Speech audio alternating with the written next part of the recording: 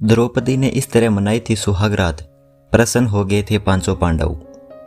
राजा द्रुपद ने अपनी पुत्री द्रौपदी की शादी के लिए एक स्वयंवर का आयोजन किया था, जिसमें अर्जुन ने स्वयंवर की शर्त को पूरा किया और द्रौपदी को अपनी पत्नी बना लिया।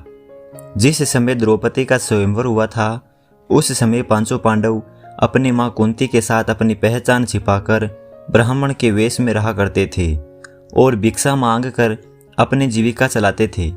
पांडव जितने भी भिक्षा मांग कर लाते, उसे अपनी मां कुंती के सामने रख दिया करते थे। मां कुंती भिक्षा को पांचों पांडवों में बांट दिया करती थी। जब उस दिन अर्जुन द्रौपदी को लेकर घर आए, तो उन्होंने दरवाजे से ही देवी कुंती से कहा कि देखो मां, आज हम लोग आपके लिए क्या लाए हैं। लेकिन कुंती घर के कामों में व्यस्त थी, इसलिए उन्होंने बिना देखे ही यह कह दिया कि पांचों भाई मिलकर उसका उपभोग करो। लेकिन जब देवी कुंती ने द्रौपदी को देखा तो बड़ी विचलित हो गई। उन्होंने ये क्या कह दिया।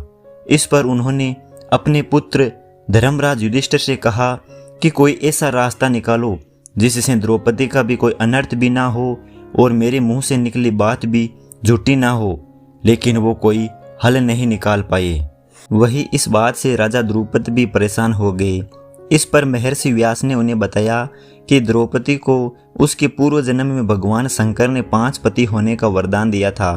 महर्षि व्यास के समझाने पर राजा द्रुपद अपनी बेटी द्रौपदी को पांचों पांडवों के साथ विवाह करने को राजी हो गए थे। इसके बाद पहले दिन द्रौपदी का विवाह सबसे बड़े युधिष्ठिर के साथ किया गया और उस रात द्रौपदी ने युधिष्ठिर के साथ ही कक्ष में अपना पत्नी धर्म निभाया।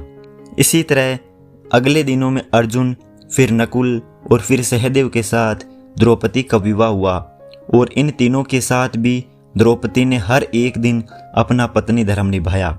लेकिन सोचने वाली बात यह है कि एक पति के साथ पत्नी धर्म निभाने के बाद उसने अपने दूसरे पतियों के साथ अपना पत्नी धर्म कैसे निभाया होगा। तो हम आपको बता दें कि द्रौपदी को यह वरदान भी मिला था कि वह प्रतिदिन कन्या भाव यानी कुमारी को प्राप्त कर लेगी। इसलिए द्रौपदी अपने पांचों पतियों को कन्या भाव में ही प्राप्त हुई थी।